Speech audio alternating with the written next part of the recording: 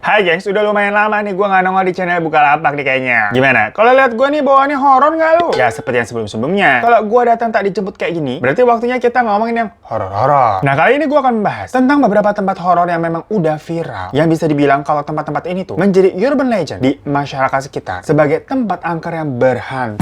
Nah kalau kalian nekat ke situ, berarti sama aja nyari penyakit lu namanya. Tapi sebelum kita ke ceritanya, pasti ya gue mau ngingetin nih kalau lagi ada promo di Bukalapak untuk menunjang hobi baru kalian. Di mana Bukalapak lagi ngadain promo pilihan jagoan otomotif dan DIY perkakas rumah tangga. Di minggu ketiga ini tuh promonya memang hanya seputar itu, tapi jangan khawatir. Soalnya nih, bagi kalian yang misalkan ingin modif mobil atau motor, kalian bisa langsung deh cek-cek di Bukalapak. Apalagi nih yang mau DIY rumah, buruan promonya. Hanya dari tanggal 14 sampai 20 Juni ini aja. Gampang banget jadinya ini nyari barang-barang aksesoris gadget dan perintilan-perintilan motor sampai mobil juga untuk menunjang hobi kalian. Yang pastinya ada promonya nih di Bukalapak, yaitu no ongkir semaumu. Jadi pas deh tuh. Kalian beli ini tanpa khawatir harus ada ongkir-ongkiran. Sekalian gue juga mau ngingetin, pilihan jagoan bulan Juni di Bukalapak itu kategorinya akan berbeda nanti. Kayak gini nih setiap minggunya. Minggu ketiga itu kan promonya ada otomotif dan DIY perkakas rumah tangga. Nah nanti di minggu keempat promonya ada di semua kategori otomotif, gadget, olahraga, dan DIY. Jadi buruan deh beli produk kategori unggulannya sekarang juga. Karena lagi-lagi nih gue ingetin promonya tuh cuma sampai tanggal 14 sampai 20 Juni ini aja. Ya udah, jadi jangan lupa juga support terus channelnya Bukalapak dengan subscribe, like, dan komen pastinya. Biar kita sering-sering ketemu di mari gitu. Dan pastinya video ini hanya eksklusif di channelnya Bukalapak aja. So, langsung aja kita ke tempat yang pertama. Bagi teman-teman yang tinggal di Jakarta, itu pasti udah familiar banget sama gedung ini nih. Dimana gedung bergaya Romawi yang terletak di Jalan Gatot Subroto. Gedung ini emang gampang banget dikenali, karena bentuknya khas banget ya gengs. Di bagian puncak gedungnya itu, didesain mengerucut seperti api. Dan ketika masih beroperasi dulu, puncak gedung itu akan menyalakan lampu orange tuh di kala senja. Yang membuat gedung ini tuh tampak dari luar tuh seperti ada obor yang nyala. Nah, ciri khas lain dari gedung ini, itu adalah pilar-pilar besar. Dan di depannya juga terdapat banyak patung-patung bergaya khas Romawi Eropa yang didatangkan langsung memang dari Italia. Dan dulunya gedung ini tuh namanya adalah Gedung Grasindo, gengs. Sebelum akhirnya beralih kepemilikan kepada namanya Saidah Abu Bakar Ibrahim yang kemudian dikenal dengan nama Menara Saidah. Gedung ini sendiri mulai dibangun di tahun 1995 dan diresmikannya di tahun 2001. Tapi nggak nyampe 10 tahun gedung ini tuh beroperasi. Di tahun 2009, gedung ini tuh berhenti beroperasi dikarenakan beberapa hal. Ada yang bilang karena gedungnya miring, karena kesalahan konstruksi dan membahayakan keselamatan penggunanya. Tapi ada juga yang bilang kalau gedung ini sampai kosong karena memang manajemen yang buruk dan adanya kayak konflik keluarga. Tapi dari semua berita yang beredar, yang paling terkenal dan viral adalah banyak pegawai atau tenant yang merasakan ada gangguan makhluk halus dan mengalami kejadian-kejadian janggal. Karena ada suatu waktu seorang karyawan itu harus kembali ke lantai tempatnya dia bekerja lantaran karena ada barang yang tertinggal. Saat itu kondisi udah malam dan sepi. Setelah mengambil barang yang tertinggal, dia memutuskan untuk turun menggunakan lift biar cepat sampai bawah karena kalau naik tangga capek. Tetapi lift itu tuh nggak mau menutup, gengs, dan lampu juga terlihat meredup sehingga ya mau nggak mau dia akhirnya memutuskan untuk naik tangga aja walaupun capek. Nah, hal yang membuat takut adalah saat dia tiba di setiap lantai itu menuruni tangga, lift yang tadi itu juga sampai di lantai yang sama saat dia berada dengan kondisi terbuka. Jadi kayak diikutin. Dan usut punya usut, gedung itu ternyata juga dikenal lantaran lift yang berjalan sangat lambat meski sudah diperbaiki beberapa kali. Kabarnya lambatnya lift tersebut itu dikarenakan adanya makhluk halus yang menjaga di area sekitar lift. Nah, ada lagi nih cerita seorang karyawan yang katanya diminta mengambil berkas dan perlengkapan kantor. Saat itu kondisi gedung masih beroperasi tapi sudah mulai sepi karena memang telah ditinggalkan beberapa tenannya. Nah, karyawan tersebut menaiki lift ke lantai 7 untuk mengambil berkas tadi. Setelah tiba di lantai 7, dia terkejut karena di lantai itu sepi banget dan kosong. Gak ada apa-apa, boro-boro berkas gitu ya. Pelong gitu, dia tidak menemukan apapun di sana. Yaudah, akhirnya dia segera turun nih cepat-cepat menggunakan lift lagi. Dan karyawan itu menekan tombol lantai dasar. Pintu lift akhirnya tertutup. Tapi tombol lantai dasar ini gak bisa ditekan. Gak lama, lampu lift ini meredup dan liftnya gak bergerak-bergerak. Setelah tertahan beberapa lama di dalam lift, karyawan itu mulai mendengar suara. Ada kayak yang nangis di belakangnya. Karyawan itu langsung buru-buru buka lift lagi dan ngibrit lewat tangga darurat. Habis itu dia lapor ke satpam. Nah tetapi satpam yang dengar ceritanya itu tampak nggak terkejut. Karena menurut si satpam, hal itu adalah kejadian yang biasa terjadi di dalam lift itu. Kisah lain datang dari sekelompok pemuda yang memang iseng uji nyali di sana saat gedung ini udah kosong. Beberapa dari mereka ini berkata, ada penampakan ular sebesar pohon kelapa, jadi gede banget, yang menggunakan mahkota di kepalanya. Dan ular ini biasanya dicari nih sama orang-orang yang melakukan pesugihan. Mereka mengaku melihat ular tersebut terdapat di basement 4. Dan memang menurut keterangan para warga, Menara Saidah ini itu dibangun di atas kuburan kuburan gengs dulunya yang tidak dipindahkan kuburannya. Hal itu jadinya sering dikait-kaitkan dengan penampakan keranda mayat di dalam gedung tersebut, di mana keranda mayat itu sering muncul tiba-tiba dan hilang secara tiba-tiba pula. Namun saat ini sih, kondisi gedung tersebut tampaknya makin terbengkalai ya, nggak ada yang ngurus. Lihat jadi kayak bangunan tua dan rusak juga. Jadi kebayangkan makhluk-makhluk seperti apa yang ada di sana. Mungkin dari kalian pernah ke situ, boleh cerita-cerita di bawah ya.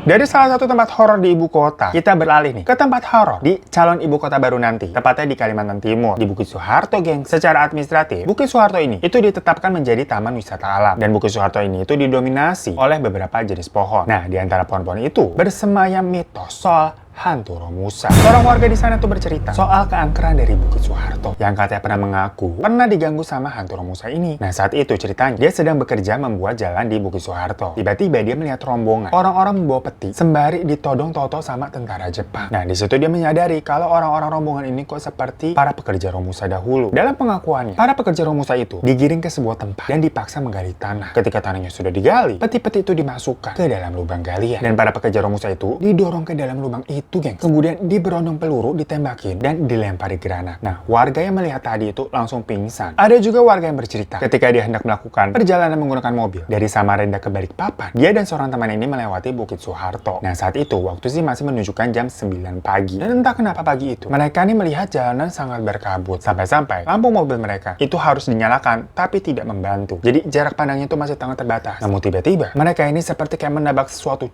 Belum sadar apa yang terjadi, tiba-tiba ada yang mengetuk kaca mobil mereka, kayak Pak, nggak apa-apa, Pak, baik-baik aja, Pak. Dan pengendara tersebut itu langsung keluar dari mobil, dan ternyata dia menabrak mobil yang sedang terparkir. Namun orang yang ditabrak itu mengira kalau si pengendara ini tuh lagi ngantuk, makanya bisa sampai nabrak mobilnya. Cuman menurut kesaksiannya kan tadi dia bilang ada kabut yang sangat tebal sampai jarak pandangnya tuh nggak kelihatan. Cuman menurut mobil yang ditabrak, kabut apaan, orang situasinya cerah terang benderang. Jadi kayak seolah-olah tuh pandangan mereka ditutupi oleh sesuatu. Nah, dari semua kisah yang beredar di masyarakat, cerita ini yang paling ngeri, gengs. Karena di sini ada seseorang yang bercerita pada tahun 2013 lalu, dia mendapatkan tugas dinas dari Jakarta ke Samarinda. Karena dia tidak mendapatkan jadwal penerbangan yang diinginkan dari Jakarta ke Samarinda, akhirnya dia memutuskan menggunakan pesawat ke Balikpapan dulu, terus melanjutkan perjalanannya melalui jalan darat. Nah, perjalanan darat ini memakan waktu sekitar 3 jam dari Balikpapan, dan pastinya melewati Bukit Soeharto. Nah, kebetulan orang ini tuh dianggap sensitif dengan hal-hal yang mistis atau kayak bisa merasakan adanya makhluk halus. Karena dia benar-benar merasa sedih, aneh, dan suram ketika melewati Bukit Soeharto ini. Namun sebenarnya saat itu tidak terjadi apa-apa, tapi ada perasaan ganjil yang menyertanya kemudian menjadi kenyataan. Ketika tiba di hotel, dia ini mendapatkan sebuah fasilitas, kamar yang twin bed gitu, dan jendela yang menghadap ke pelabuhan. Nah, saat sedang berada di hotel, dia samar-samar mendengar ada suara pria yang meminta tolong untuk diantarkan pulang. Semacam kayak, tolong antar kami pulang, kayak gitulah kira-kira. Mengira suara itu berasal dari kamar lain atau kamar sebelah, dia yang lagi di toilet tuh nggak ambil pusing, dan segera keluar kamar untuk menikmati daerah baru yang belum pernah dikunjunginya. Akhirnya dia menghabiskan waktu berjalan keliling kota hingga malam hari, pukul 10 malam. Habis jalan-jalan, dia pulang dan mandi, habis itu tidur. Sampai pada akhirnya, dia kembali mendengar suara yang sama dengan permintaan tolong yang tadi siang mengalun di telinganya. Suara sekarang tuh lebih jelas ketimbang yang dia dengar tadi siang, sehingga dia yakin sekarang kalau suara itu berasal dari kamarnya sendiri. Pukul menunjukkan waktu 12 malam. Dia ini bermimpi didatangi 2 orang pria dengan pakaian yang bercucuran darah. Yang satu diantaranya postur tinggi dengan leher yang hampir putus. Usia sekitar 45-50 tahun dan mengenakan pakaian warna biru cerah dipasangkan dengan jeans biru muda. Sedangkan pria yang satunya lagi berdiri tanpa kepala, mengenakan celana panjang berwarna hitam dan baju lengan pendek, dan mereka berdua bilang, tolong antar kami pulang.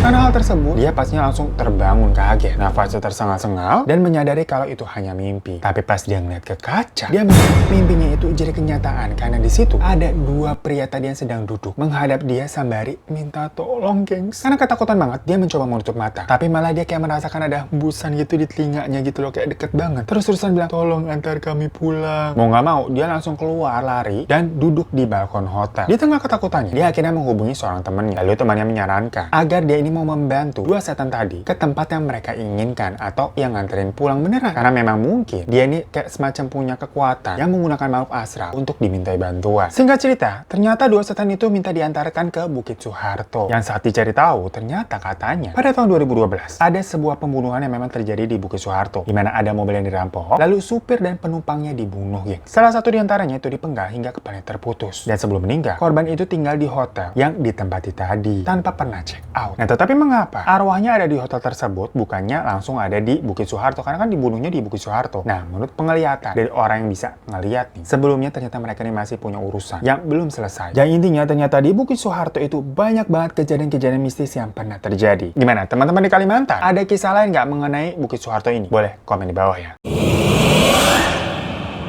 Lanjut kita ke Belitung yang merupakan pulau yang memiliki pesona alam yang indah. Namun, di balik setiap keindahan dari sebuah tempat, itu pasti ada kayak semacam cerita-cerita sisi mistis dari tempat tersebut. Nah, salah satu tempat yang viral adalah Genting Ampit yang berada di kawasan bukit di antara Kota Mangga dan Tanjung Pandan. Nah, Genting Ampit sendiri merupakan jalanan yang dikelilingi pepohonan dan terdiri dari tikungan tajam berbentuk huruf S. Menurut warga sekitar, dulunya tempat ini merupakan tempat pertarungan antara makhluk astral berupa siluman babi dengan dukun sakti. Nah, di daerah ini itu kerap terjadi kecelakaan, geng. Selain tikungan tajam tadi, menurut kesaksian warga, mereka ini sering melihat adanya makhluk astral di situ. Makanya mereka ini jadinya kayak banting setir dan mengalami kecelakaan. Dan makhluk astral yang sering melihat itu nggak lain dan nggak bukan adalah siluman babi, atau warga di sana itu menyebutnya dengan sebutan limpai. Ada satu pengalaman dari wisatawan di sana, di mana waktu itu mereka ini lagi asyik ngobrol sama temannya. Tiba-tiba Pak supir bilang, "Mas, kita berhenti ngobrol dulu ya. Saat di tikungan depan nanti saya ceritakan setelah lewat." Nah, pernyataan supir itu tuh mengundang rasa penasaran dari para wisatawan dan pada bertanya dong kenapa kita harus diem. Tak lama kemudian, Pak supir ini bilang kepada wisatawan tersebut, di mana daerah yang baru dilewati tadi itu masih bisa dibilang angker. Karena dari dulu sampai sekarang, masyarakat di sana itu percaya daerah Genting Apit adalah tempat bertarungnya antara dukun dengan siluman Raja Babi hingga saat ini. Jadi sampai sekarang tuh pertarungan itu masih berlangsung. Makanya jika lewat ke daerah situ tuh benar-benar harus hati-hati banget dan harus banyak-banyak baca doa. So guys, itu tadi beberapa tempat angker yang udah viral banget terkenal di masyarakat sekitar. Dari cerita-ceritanya, ada yang berdasarkan dari kesaksian nyata yang udah pernah ngalamin sendiri, dan ada juga yang emang sudah beredar secara turun-temurun dan menjadi cerita rakyat. Kalau menurut kalian gimana nih? Di antara tempat-tempat tadi, ada yang udah pernah ke situ belum? Dan mengalami hal-hal yang menyeramkan? Boleh komen-komen di bawah ya. Dan mungkin ada nih tempat-tempat horor yang emang terkenal di daerah kalian. Boleh juga langsung cerita-cerita, tulis komen aja di bawah. Oke, thank you semua yang udah nonton. Dan sampai kita ketemu lagi di video-video di channel Bukalapak ini selanjutnya. Dadah.